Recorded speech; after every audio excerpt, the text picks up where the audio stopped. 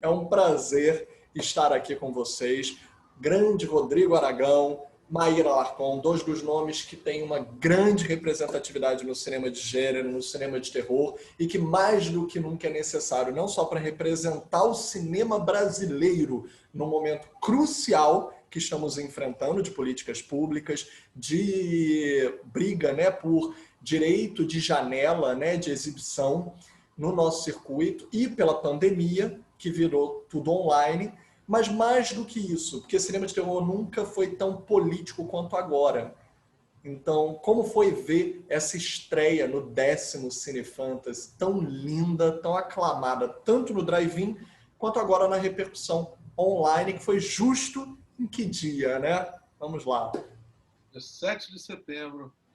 E para mim é uma coisa muito interessante, depois de tantos anos sonhando com esse filme, tantos anos pensando em poder assistir isso com o público, em uma grande tela de cinema, né? Eu acho que é o meu filme mais bem acabado, é o filme que foi feito para uma sala de cinema. Uhum. E é um filme de 2020, que o mundo está de cabeça para baixo, e a gente tem esse outro momento de que as pessoas não vão ver na sala de cinema, e ao mesmo tempo é um momento que isso leva a gente para a internet e abre o leque das pessoas poderem ver no país inteiro ao mesmo tempo. É uma experiência nova, diferente, e no dia 7 de setembro, eu acho que é uma coisa, esse filme fecha um ciclo na minha filmografia, e eu acho que isso é um momento muito necessário. Eu faço cinema pelos filmes que eu vi na minha juventude, e eu faço cinema fantástico para as pessoas poderem sair um pouquinho da nossa realidade. E eu acho que, nesse momento, poder ver um filme fantástico brasileiro, com cenas de ação, com cenas bacanas, e principalmente de ver um povo nativo, indígenas, negros, mestiços, artistas, dando porrada em colonizadores que são falsos profetas também. Eu acho que é uma coisa divertida e que as pessoas estão precisando dessa catarse. Combinou bem com o Dia da Independência, né?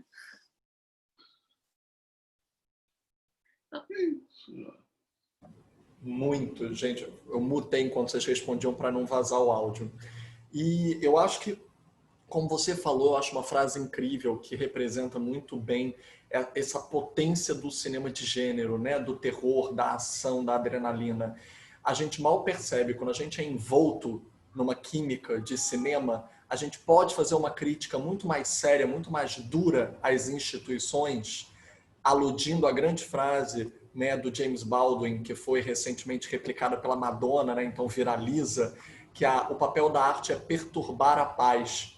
E eu acho interessante essa provocação, perturbar, porque geralmente a gente associa a palavra perturbação ao cinema de terror.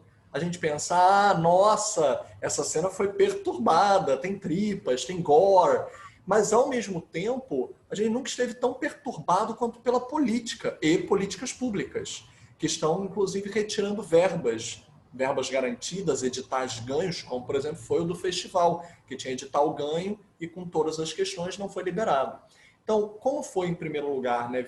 Também estamos aqui com a produtora do filme, como foi viabilizar esse projeto, já que eu acho que, como vocês já falaram anteriormente, existiu a concepção desse projeto, que é bem antiga, você já planejava esse filme há muito tempo, mas os outros filmes precisavam existir para esse existir, até a viabilização financeira, né, para que ele fosse possível, e as parcerias capixabas para tanto.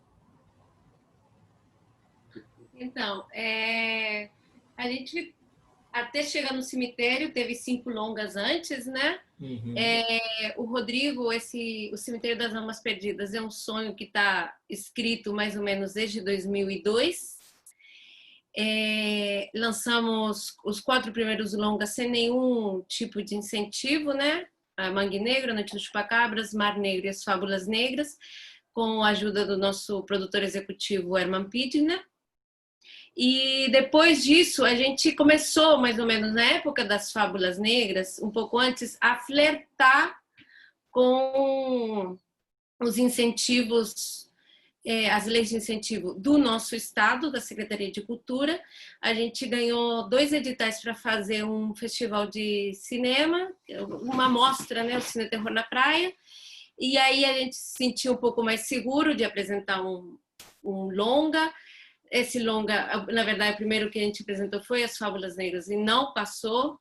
Aí depois a gente apresentou a Mata Negra, na Secult também, e não também passou. Não passou. Mas aí uma outra produtora parceira, também capixaba, a Finórdia, se apaixonou também pelo projeto A Mata Negra, se tornou coprodutores e nos ensinou uma coisa que eles estavam estudando enquanto a gente estava produzindo, né? Nos ensinou o caminho das pedras do Fundo Setorial Audiovisual. E aí conseguimos, na época, o Prodecine 5 e produzimos a Mata Negra. E isso, para mim, como produtora executiva, foi bem importante, porque me mostrou que eu tinha capacidade de apresentar um projeto maior. Aí, com o Cemitério das Almas Perdidas, a gente apresentou um edital também na Secretaria de Cultura aqui do Espírito Santo, de desenvolvimento de roteiro.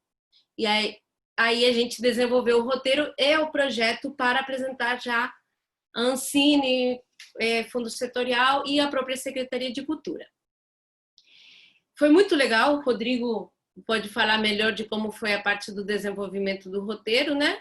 Para mim, como desenvolvimento de projeto, aprendi muitas coisas e conseguimos apresentar assim, um projeto bem acabado do filme para a Secretaria de Cultura e para o Fundo Setorial Audiovisual, Prodecine, e aí acabou que a gente ganhou os 2 editais. O de produção de longa aqui, do Secretaria de Cultura do Estado, que é em parceria com os arranjos regionais do Fundo Setorial, e o Prodecine 1 do Fundo Setorial. Foi a primeira vez que um filme capixaba ganhou o Prodecine 1. Foi muito legal. E aí a gente ficou super feliz, conseguimos os 2 milhões de reais e fizemos esse filme. Ô, Filipe, você edita aí, viu? Você viu que eu aqui gosto de falar muito, né? Mas então, edita aí, resumo. Uma coisa que eu acho importante falar é o seguinte: no Brasil não se costuma fazer esse tipo de filme.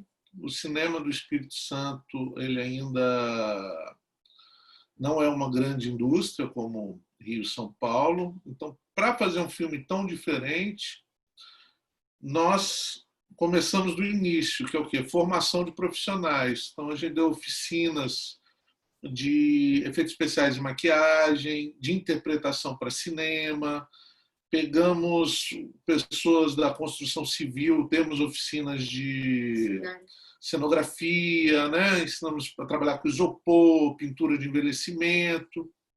Então é um filme que ele deixa um legado, além de ter movimentado a economia da cidade, foram quase 200 profissionais que trabalharam nesse filme ao longo desses anos. Ele também deixa um legado de profissionais que aprenderam bastante coisa. Se alguém for fazer um filme nessa linha hoje, o Espírito Santo é um bom lugar porque já tem um leque de profissionais preparados. Isso é inestimável. É aquele tipo de coisa que a gente costuma argumentar quando retiram recursos do setor, o quanto o setor agrega e faz crescer, né? Porque agrega um valor à comunidade, ao entorno, inestimável. Não dá para botar preço de edital no crescimento que faz a região. Eu fico arrepiado. Eu estou arrepiado. Porque eu estou vendo a sua camisa, né? Eu também estou com a camisa aqui do Nosferatu seguindo o Scooby-Doo, né? Eu adoro essa camisa. E vem a próxima questão. Vocês respiram história. Parte você colocou na sua primeira resposta, que também é uma história do povo, da nação, da sua diversidade, dos povos originários, de quem forma esse país. Mas também uma história de cinema. Você e ambos são grandes estudiosos de terem uma paixão pelo cinema. Tanto que me surpreende não ter passado, por exemplo, um projeto como o do Fábulas Negras com um alicerce da história do cinema de gênero, que era o nosso grande Zé do Caixão. Como nós temos uma certa ingratidão de políticas públicas, a memória, vide o que está acontecendo com a Cinemateca, né, brasileira. Então, o quanto está presente no seu trabalho, quando você concebe uma ideia e um roteiro, essa história, tanto, né, do povo, dos povos, do folclore local e regional, quanto de cinema, do Zé do Caixão, do cinema marginal, das nossas camisas, Godzilla e King Kong, Nosferatu, existe toda uma história, né? Como é essa paixão pela história transbordar no seu fazer? Ok. Bem, meu alicerce cinematográfico está ali nos anos 80, nos filmes. Eu acho que como todo cineasta, né? Acho que todo cineasta que faz cinema fantástico é uma criança que sobreviveu, é uma criança interna que sobreviveu. Então, eu pude ver todos esses filmes que me impressionaram muito, como Os Caça-Fantasmas, Star Wars, Lobisomem Americano em Londres, A Noite do Arrepio. E eu sempre...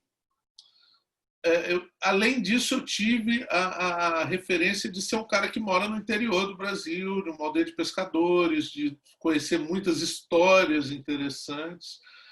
E sempre me incomodou essas duas pontas nunca se encontrarem, que é a terra onde eu vivo e o tipo de cinema que eu gosto. Porque o cinema que eu gosto ele sempre acontecia nos Estados Unidos ou na Europa, em locais que as casas são diferentes, que a cara das pessoas é diferente, que tudo é diferente, né? Eu até sempre brinco que todas as coisas divertidas acontecem em Nova York. Né? Cai meteoro em Nova York, vem alienígena em Nova York, monstro gigante ataca em Nova York. Né? Nada divertido acontece do lado de cá. São lugares seguros. Então, assim, o meu alicerce de querer fazer cinema é isso. Fazer um tipo de filme que eu amo com o cenário que eu conheço, né? Com esse Brasil. E eu penso, até na pergunta anterior, tem uma coisa que o Sérgio Leone fala que é muito bacana de cinema de gênero, no caso dele o western, que ele fala que o western dele é um envelope, né? É um envelope muito bonito e ele coloca as mensagens ali dentro desse envelope. Então, que o cinema, se ele for só a mensagem pela mensagem, muitas vezes você não consegue chegar na população, né? Que é um filme chato, um filme assim. Então, é muito importante isso, você divertir as pessoas, você fazer as pessoas se reconhecerem, não só o brasileiro se reconhecer no filme, mas reconhecer o seu imaginário popular, e ali dentro tem uma sementinha de algumas coisas que você pode ligar pontinhos e, às vezes, refletir um pouquinho. Né? Eu acho que nem por ser fantasia é vazio. É isso. Lindo. Nossa, gente. Vocês vão acabar fazendo chorar, imagina, né? Colocaram o choro no gênero errado, não é no drama, é no terror. Eu ia perguntar, justamente falando sobre transformar esse imaginário, né, em real, materializá-lo, uma das coisas que vocês são mais notórios são os efeitos especiais caseiros, né, artesanais. Vocês conseguem desde criar criaturas fantásticas a trazer o sonho em meio à realidade e até, como você falou, né, transformar o folclore local em algo fantástico. Eu não poderia dar um exemplo melhor, que uma das coisas que mais eu adoro citar, né, você conseguiu transformar uma galinha em uma cria do demônio. Gente, quando eu vi a galinha do demo, e o quão ameaçadora ela poderia ser, hilária e ameaçadora, né? Eu falei agora sobre chorar no cinema de terror, o quanto o riso está próximo do medo, porque é aterrorizante e ao mesmo tempo é hilário, é absurdo. Como é conceber esses efeitos, né? Como foi desde a primeira obra evoluir até agora, em que existe mais verba, existe correção também no computador, mas tudo ainda é muito artesanal. Como foi criar essa escola? Eu faço filme para fazer esses efeitos. No fundo, eu lembro da Mata Negra que a gente tinha se colocado que íamos fazer um filme sério. Eu me lembro disso. Eu me lembro dessa parte. Produção, pessoal, não, vou fazer um filme sério para o mercado, né? Ficar um filme mais mercadológico. E o dia que eu cheguei com um pinto demônio de silicone no set, o Rodrigo não era sério. Gente, mas é tão legal que ele mexia, né? Olha aqui, velho, muito legal, vamos colocar ele no filme. Então, acho que esse lado infantil, assim... É legal que o Rodrigo fazia, ele fabricando o pinto, eu falava, mas Rodrigo, isso no filme? O Rodrigo, mas vai ficar bom. Eu falava, tá bom, eu acredito, eu tenho certeza que vai ficar bom. Não é disso que eu estou falando, eu sei que vai funcionar. Agora, a parte da seriedade do filme que se vê um pouco comprometida, né? Mas os efeitos sempre ficam bons. Mas aí eu só acrescento também na questão, né, a atuação. Porque ali o Francisco Gaspar e a Patrícia Frost conseguem transformar a cena da seriedade. Pergunto o quanto também está relacionado. Claro. Para mim tem sido maravilhoso. A gente dá sempre prioridade a atores capixabas, mas eu acho o intercâmbio incrível. E para mim é muito importante que todos numa equipe de um filme fantástico comprem a ideia. Precisa ter uma cumplicidade, uma afinidade com o gênero, porque é muito difícil. Trabalhar com efeito especial é muito difícil, é chato, é longo, é demorado, você tem que estar afim. Cenas de ação dói. É terrível. E o Francisco, tanto o Francisco quanto a Clarice, são bons exemplos de atores incríveis, que eu tive a oportunidade de conhecer eles em eventos fora do Espírito Santo, da gente, do santo bater muito, e deles verbalizarem isso. Se tiver uma oportunidade, eu quero fazer um filme de terror. E eu sempre falo, é roubada. Você vai passar frio, vai receber mal, vai morrer no final do filme. Não, eu quero. Então vem. Então é meio assim. Eu não sei se eu estou respondendo as perguntas, mas é isso aí. Nós gostamos de conversar. Corta aí, né? Não, gente, de forma alguma. Vocês estão respondendo de maneira maravilhosa. Mas eu aqui ia falar, meu ato falho, desculpa, eu falei Patrícia, queria falar Clarice, desculpa, gente. Corrigindo o meu ato falho. Por falar em grandes artistas, o 10º Cine Fantasy está homenageando a Gilda Nomati. E uma mosquinha já me contou que tem um projeto inédito de colaboração entre nosso homenageado com uma retrospectiva e a nossa homenageada, né, a grande atriz do gênero, que está praticamente em quase todas as produções do gênero, agora vai estar em todas. Como é que foi essa parceria? Eu fui convidado para dirigir um dos contos de um episódio da série Noturnos, né, que é capitaneada pelo Marco Dutra, que é um ícone do terror brasileiro, né? Do Canal Brasil, e o Caetano Cotardo. Isso, Caetano Cotardo. Então, esses dois são os chefes, né? E é uma história, um trabalho muito interessante para mim. É a minha primeira direção no mercado de São Paulo. Eu tive a grata surpresa da Gilda estar no elenco. E o que eu posso falar? Eu acho que ela é a grande dama do cinema fantástico brasileiro, uma mulher que participa tanto de superproduções quanto de filmes extremamente independentes, de diretores estreantes. Então você vê que ela é uma militante e uma pessoa extremamente fácil de trabalhar, tanto pelo seu talento quanto pelo seu coração. Ela é uma pessoa muito, muito bacana, assim. Eu já era fã dela, fiquei mais fã depois de ter trabalhado com ela e espero realmente poder fazer outras produções com ela, que a mulher é incrível. Merecida essa homenagem. E voltando a falar um pouquinho sobre o cinema de gênero, vocês começam com um dos meus gêneros favoritos, né? Acho até que eu já mandei para a Maíra minha foto maquiado de zumbi pelos meus alunos.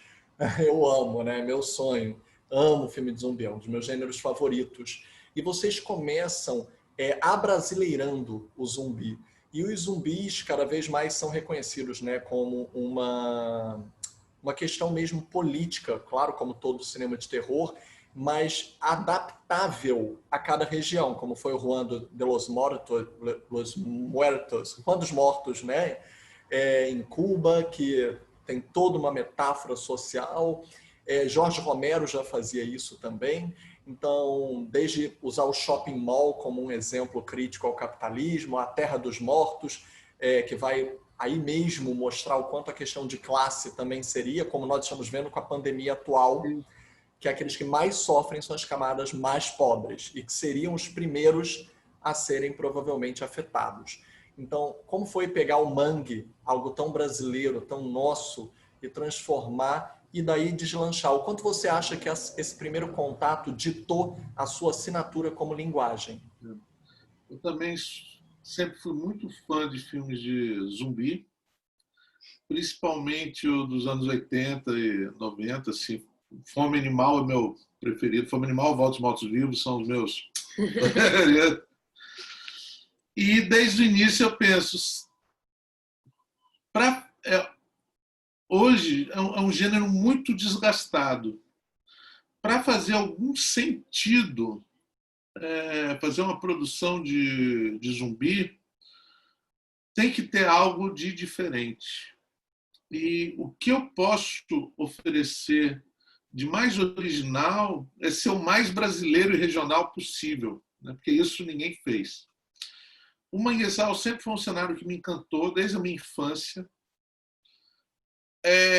Sempre pensei em fazer um filme de terror lá e sempre me impressionou a ideia de que por que as pessoas não filmam mais lá se ele é tão grandioso. Quando você vai filmar lá, você descobre por que as pessoas não filmam lá, porque é terrível filmar lá.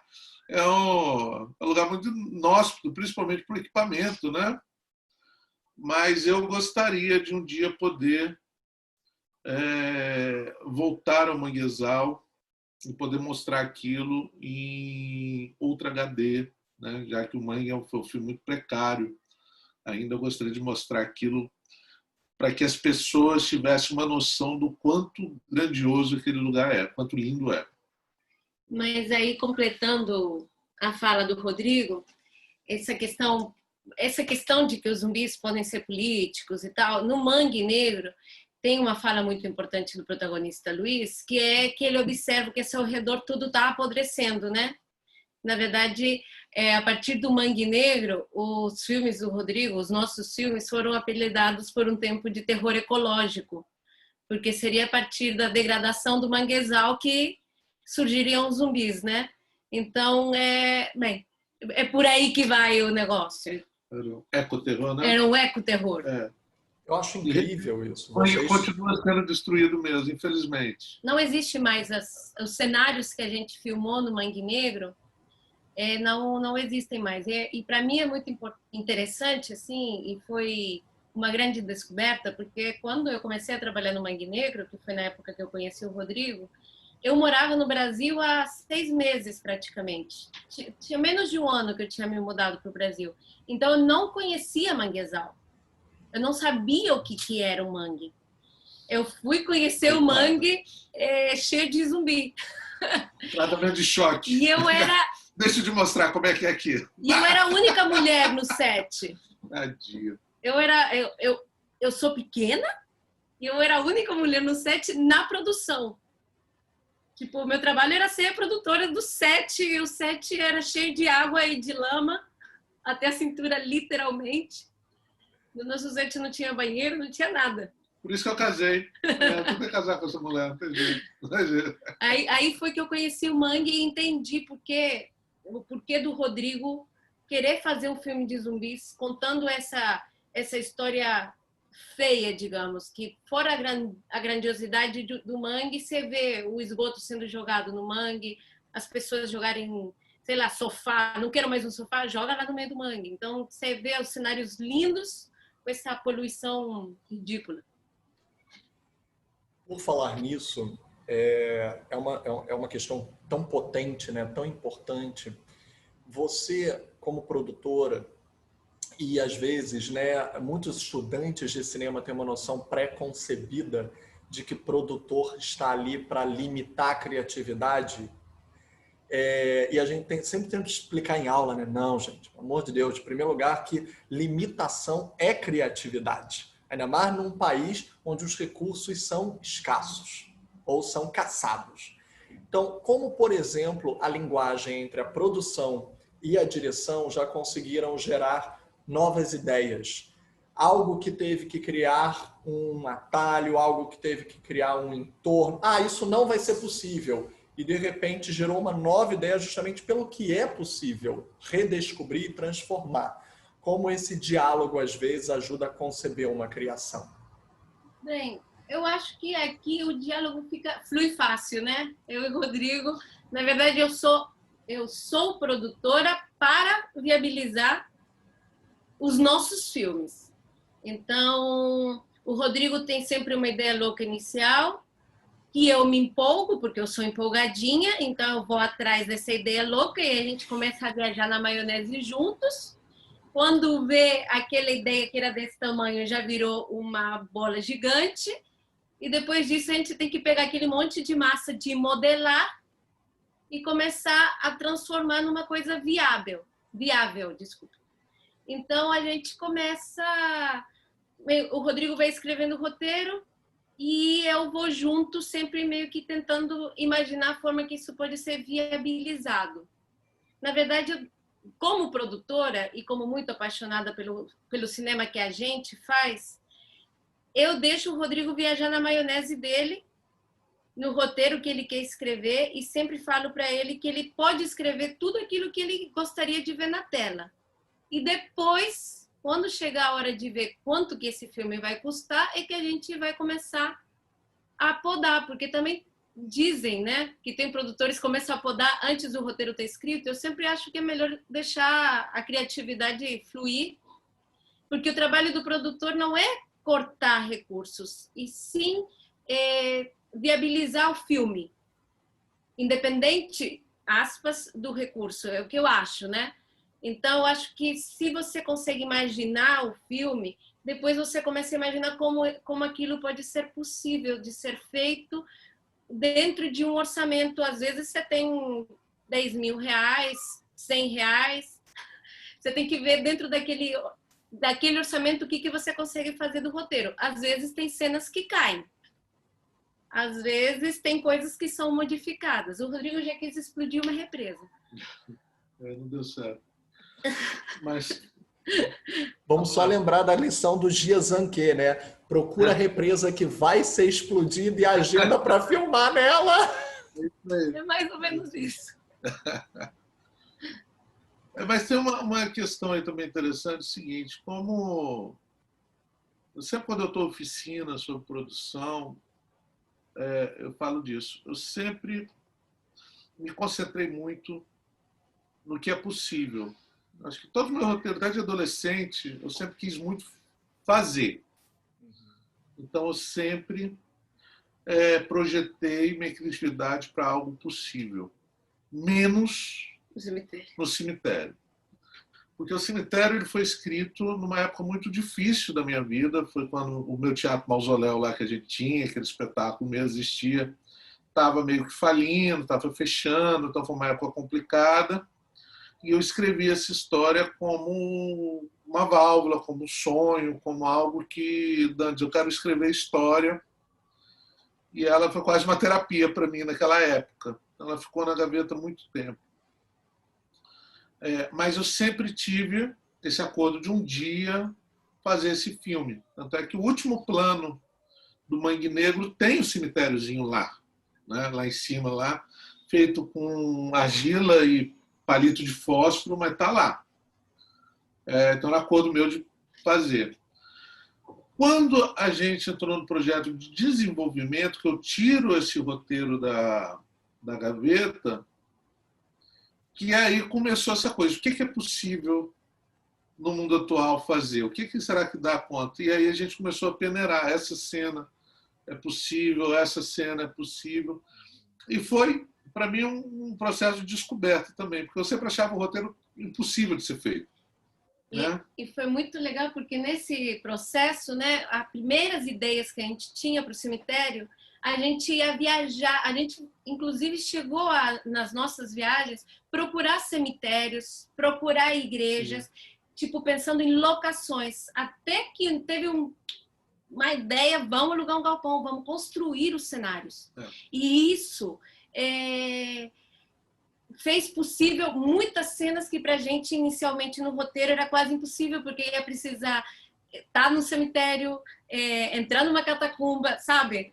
Aquelas coisas... Cena de luta. Cena de luta em cemitério, a gente pensando, gente, será que alguém vai deixar a gente filmar dentro do cemitério? Até que no Mata Negra a gente construiu um pequeno cemitério lá, numa encosta de um morro, né?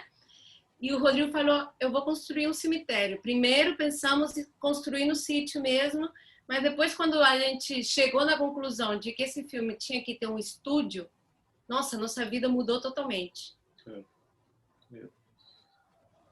É interessante essa questão, né, da praticidade, que às vezes um estúdio pode dar controle, né? Pode exercer pelo menos alguma impressão de controle. E como a gente também está abandonado em termos de políticas públicas, não é fácil conseguir autorização para filmar em qualquer lugar. Mas ao mesmo tempo se reapropria, porque nossos cemitérios talvez a gente não tenha a cultura de ter tanto respeito voltado a inserir isso na nossa cultura diária, como por exemplo o México com o Dia dos Mortos, ou os italianos que visitam sempre, têm essa praticidade. Nós, por exemplo, temos grandes personalidades que mal são pontos turísticos nos nossos próprios cemitérios, nossas grandes gênias e gênios, estão todos lá, artistas, pensadores, e a gente não tem essa coisa. E mais do que isso, você já vem trazendo, como você próprio falou, outras culturas. Seja o Livro dos Mortos, que é uma coisa que já vem, né? O Necromancer já é uma questão de gênero, mas que também aqui ganha novos contornos. O voodoo, a questão indígena, com todas outros imaginários. Então, o quanto, por exemplo, no seu processo criativo, vocês viajaram, vocês pesquisaram, o quanto vem disso, mas também vem do sonho, que é uma pergunta que eu sempre quis te fazer. Quando você escreve, você também sonha?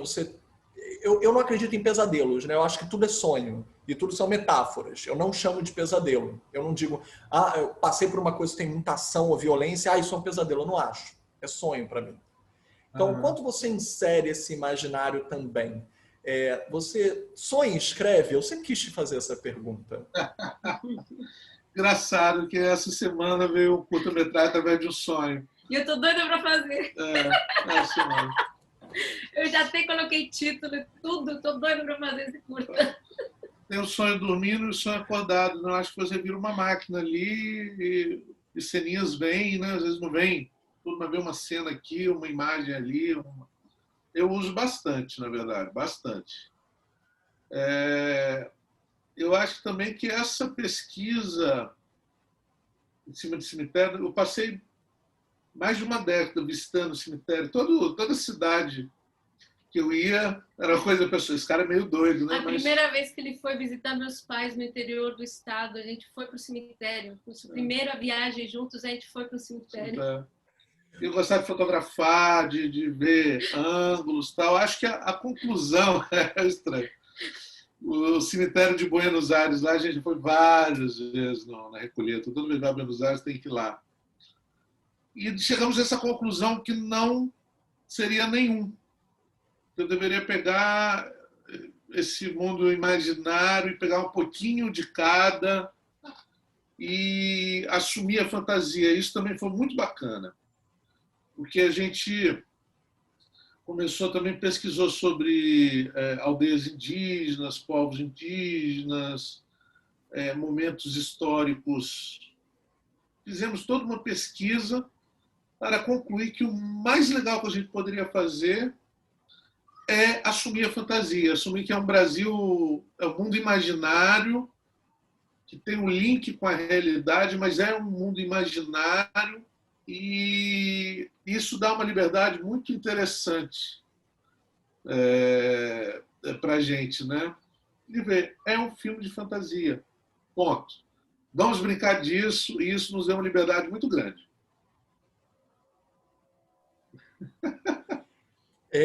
Só para brincar com essa liberdade, já que você falou, por exemplo, de maquete, falou de usar palitinho de fósforo, e eu próprio fiquei surpreso quando eu falo da maquiagem zumbi, né? Que meus alunos usaram tipo algodão molhado para fazer massa no rosto. Eu nunca pensei que pudesse.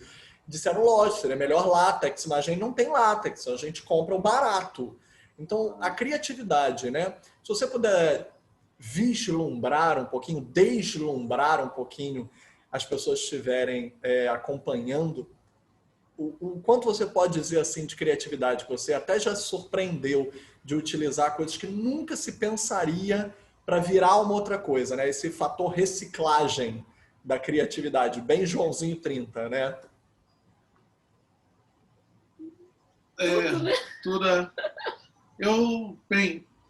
Eu já dei mais de 100 oficinas pelo país de efeitos especiais.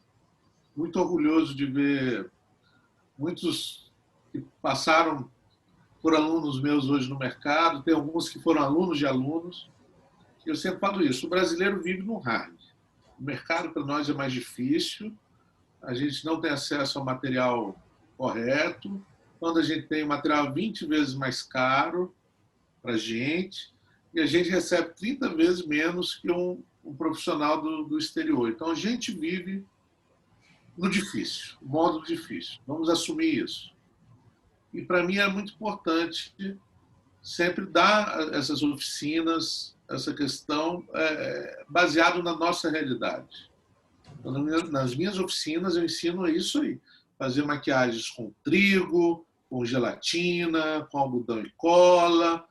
Se você ensina algumas coisas mais profissionais, fala, olha, se você aprende aqui com um material barato, quando o seu cachê melhorar, você vai poder comprar o mais caro e você vai tirar de letra. Vai ser fácil. Que você não pode aprender com caro e achar que só se faz dessa maneira. Não, tem várias alternativas. E acho que na criação de histórias, de cinema, é uma coisa parecida. Muita gente me manda roteiros, me manda sinopse, fala que tem interesses. Eu digo, tenta direcionar a sua criatividade. Olha o que você tem à sua volta. Se vai usar amigos como atores, tenta criar personagens que tenham características, que tenham conhecimentos parecidos. Vê o que tem de bonito no seu bairro, na sua cidade, de meio ambiente. Saia do quarto da parede branca. Não faça o filme com a parede branca no fundo. Isso tudo vai deixar o filme muito maior do que ele é, muito mais interessante, muito mais bonito para ser visto, né? Acho que é isso, utilizar bem o que se tem. Lindo isso, uma metáfora do cinema, né? Saia da parede branca. Lindo isso. Profundo. Eu queria voltar um pouquinho à homenagem, né? Não tem como não falar isso. Como é que foi trabalhar com o Zé do Caixão, né? Porque ele, infelizmente, se foi esse ano paradigmático. Acho até que, vamos ironicamente falar, inversamente proporcional, mas se ele está nos olhando lá de cima, não teve um ano mais marcante para ele nos deixar do que um ano cataclísmico, né? Apocalíptico, como 2020. Então, talvez seja uma ironia em relação até às obras. Mas como foi trabalhar com ele e também o Fábulas Negras, vocês trabalharam com inúmeras pessoas que são fortes no cinema de gênero e tem um nome também no mercado e que você reuniu num projeto só, que é tão bonito. E também agrega uma das cenas minhas mais marcantes da minha vida, que é a cena no vaso sanitário, né? Por que não? Aquele dia foi marcante mesmo. Vou te falar que aquilo é o banheiro da minha casa, né, velho? E minha mulher Como foi limpar? É, por isso. Ficou muito brava. Alguém ficou muito brava comigo. Dois motivos. Tinha gosma até no teto, literalmente. E assim, tipo, naquelas frechinhas que você não consegue enxergar. E o 2, era para ser um filme sério. Ele, mais uma vez, Eu faço isso, né? driblou essa produtora e falou que dessa vez era um filme comercial. Até chegar aquele dia daquela cena. Eu falei, pronto, o filme comercial do Rodrigo tá aí mais uma vez. Uma tristeza. Mas isso foi em 2014. Então eu já nem sofro mais. Quando ele fala que o filme vai ser comercial, eu falo, tudo bem, pode colocar aquela cena cheia de sangue, vai ser divertido. Sobre o Mojica, eu tive muita sorte com o Mojica, porque meu primeiro filme foi lançado em 2008, mesmo ano que o Mojica lançou seu último longa, Encarnação do Demônio. Então, no primeiro festival, que foi o Fantaspor, que a gente foi, ele já estava lá. E o Mojica sempre foi uma aula de humildade, de acessibilidade, né? Sempre foi muito cordial, sempre apoiou, generoso, a palavra. Sempre foi extremamente generoso. E a gente se encontra em vários outros festivais e sempre foi ótimo. Eu confesso que As Fábulas foi um projeto muito barato, muito precário, e eu não tinha coragem de chamar ele para dirigir. Você conta essa história, mas eu queria que ele fizesse alguma participação, uma coisa, apresentar, talvez. E quando eu falei com ele que tinha um projeto sobre o Saci, ele falou que ele adorava o Saci, que ele sempre queria fazer um filme sobre o Saci. E aí eu ofereci ele dirigir. Era o seu conto do Saci. Eu queria dirigir. Esse cara dirigia assim, eu dirijo! E foi uma aula, velho. Esse cara, depois que eu mais me orgulho na vida, provavelmente é isso. Ter colocado ele na cadeira de diretor pela última vez. Ao mesmo tempo, é um pouco triste de pensar que ver essa lenda viva do cinema pela última vez fazendo um filme tão precário, mas ele se divertiu horrores, ele adorou os Sete Pequenininhos, ele que lembrou muito o começo de carreira dele, os primeiros filmes dele, apesar da tecnologia ser diferente, mas o clima, de pouquinha gente fazendo um monte de coisa. Eu acho que era notório para a gente como a energia do set alimentava ele. Eu acho que ele saiu daqui mais jovem do que ele chegou. E eu entendi o que é um mestre, um maestro, né? O Mojica era tão incrível que ele dirigia no tom da ação, né? Tudo isso. Quando era a cena mais de suspense, que era para o ator andar devagarzinho, atenção, câmera e ação.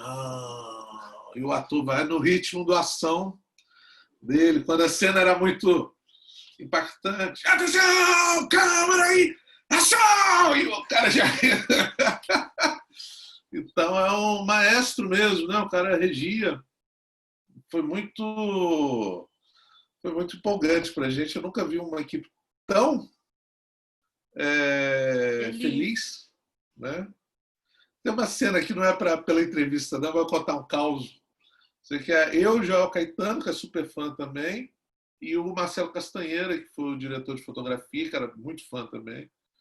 E a gente tinha feito um cenário lá, era uma casa falsa, que era um cenário mesmo, de madeirite, e o cenário tinha vários problemas precários. E o Mojica foi tomar um café em outro ambiente, e ficou os três lá, definindo qual seria o próximo enquadramento, né? E olhamos um aqui, não, mas aqui vai aparecer aquilo ali, não, aqui vai aparecer. E fizemos um debate ali de uns 15 minutos e achamos um enquadramento ali no canto que era. E aí ficamos todos orgulhosos, dando para contar, né? Uma meia hora os três lá, tá? Ficamos um tempo lá. E aí vem ele com o cafezinho dele, tranquilinho, com cigarrinho. Né? Aí quando a gente vai falar, ele põe a câmera aqui e aponta exatamente para onde a gente tinha chegado à conclusão. Eu lembro do Joel todo emocionado, assim, porra, cara, o cara é foda mesmo, sabe? O cara é foda. Então, foi esse clima que a gente tinha lá, foi muito bacana, assim, foi um momento muito divertido na nossa vida. Eu era total assistente do Mojica, né? O Joel era assistente de direção, eu era assistente dele. Eu tinha que cuidar tudo que ele queria que fosse cuidado. Ele me chamava de princesa. Princesa, vem aqui, minha princesa. E aí ele, para beber água, para fazer o set ficar calado, ele não pedia para o Joel Caetano fazer isso. Era eu que tinha que ir lá e pedir para o set ficar calado, conversar com os atores. Era muito legal. Com as atrizes, principalmente, que ele tinha mais cuidado, né? É interessante, até para falar do episódio dele, né, no longa, porque é curioso que logo ele, que tenha sido uma marca registrada de não ocultar a identidade, o sujeito do terror, e logo no Saci, que é um dos episódios que mais oculta o sujeito, né? Em que ele precisa não aparecer. E quando ele aparece, ele é movimento de câmera, ele é o ambiente, ele é as árvores, ele é o entorno, ele é o que não aparece. Ele é aquilo que está muito mais no cenário e no todo. E vocês também têm um pouco disso, né? Mesmo aquilo que aparece, nem sempre é o vilão. Como no próprio Mata Negra. O demônio não é o problema. E sim como os seres humanos vão utilizá-lo ou vão lidar com isso, né? O maior vilão vai ser aquele amado, que não era nada do que a pessoa achava no coração. Então, o quanto é trabalhar isso, e num contexto como a pandemia esse ano, se isso inspira projetos futuros, até para ver como essa metáfora, o que está por trás do que parece a vilania.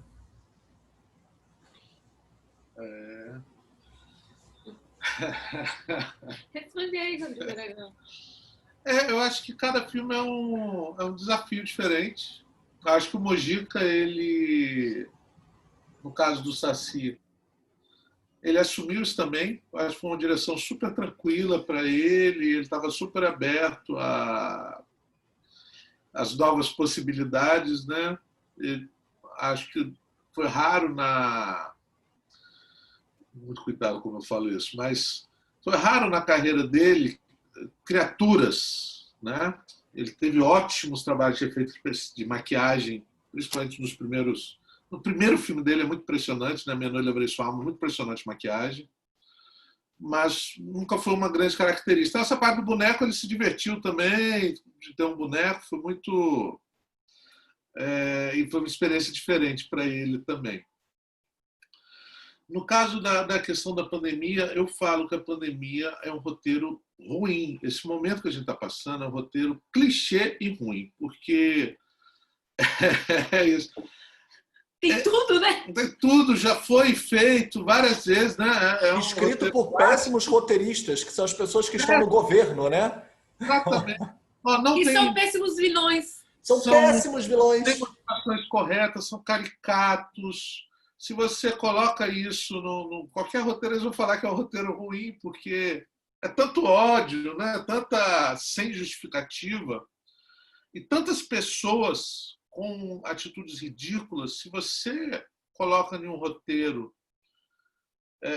se você escrevesse um roteiro e colocasse que alguém ia fazer um protesto para não usar máscara, ou que não queremos vacina, ou que... o roteirista seria esculhambado, assim, aonde? Ou um filme de pandemia, como tantos que já teve, né? Onde a única coisa que você não pode fazer é ir para a rua. E tá todo mundo lá. esse negacionismo. Então, deixa eu te passar. Eu tô Você ia louco falar para para as personagens, que gente? eu tô louco para que esse momento acabe. E eu não tenho vontade de escrever sobre ele. Eu quero que isso passe. Acho que as pessoas não vão querer ouvir falar disso mais. Estou querendo fazer de outros monstros de mentira. É a minha vontade.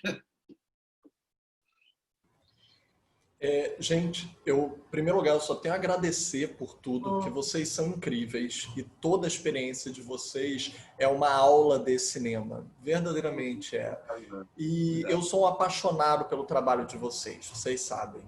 E eu queria só para encerrar, para levar esse momento, vocês usaram muito uma palavra, né? E eu acho curioso que essa palavra ela ainda seja vista às vezes como um obstáculo e não necessariamente como uma vantagem, não necessariamente como uma forma de criação, sendo que para o cinema, por exemplo, experimental brasileiro, que se diz ou que se categoriza dentro de uma caixinha como autoral e exclui às vezes o cinema de gênero, como por exemplo o cinema novo excluiu o cinema de gênero e o cinema marginal foi lá e disse, opa, peraí, por que a gente não pode abraçar todos os tipos de cinema, avacalhar, como o Rogério Sganzerla falava, botar OVNI no final de O Bandido da Luz Vermelha e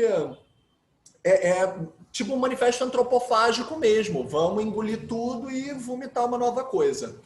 E o cinema que se categorizaria excludente do cinema de gênero, adora usar expressões como cinema de borda, de as franjas, cinema de fronteira, cinema de invenção, mas vulgariza às vezes a precariedade. E eis que eu chego à palavra que vocês utilizaram, que é a mais criativa. A precariedade é a mãe das invenções. Então, se vocês puderem deixar uma consideração final em relação à genialidade da precariedade, como o cinema de gênero vem avançando fronteiras do cinema, o que vocês deixariam de mensagem para todo mundo que está fazendo cinema, que consome cinema, e o quanto é necessária essa linguagem para a gente poder elevar o cinema para frente? Quer falar? pode falar. Bem, eu acho que para o cinema de um país ser importante, ele tem que ter todos os gêneros.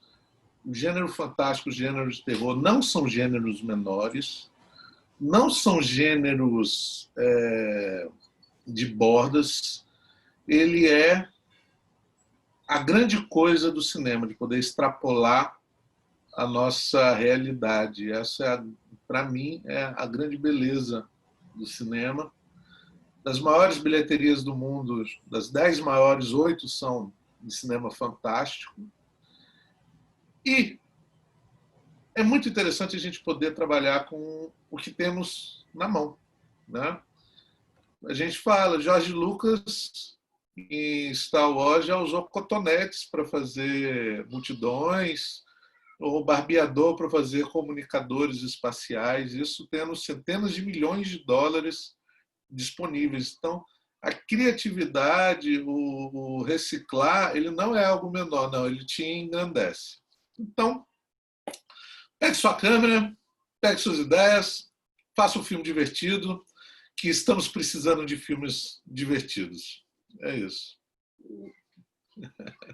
E aí eu falo idem, e assim como frasezinha, abraça sua... se abrace aquilo que você tem, aquilo que você gosta, aquilo que você ama, aquilo que você não gosta, e abrace sua precariedade também, para poder, a partir dela, criar. É isso.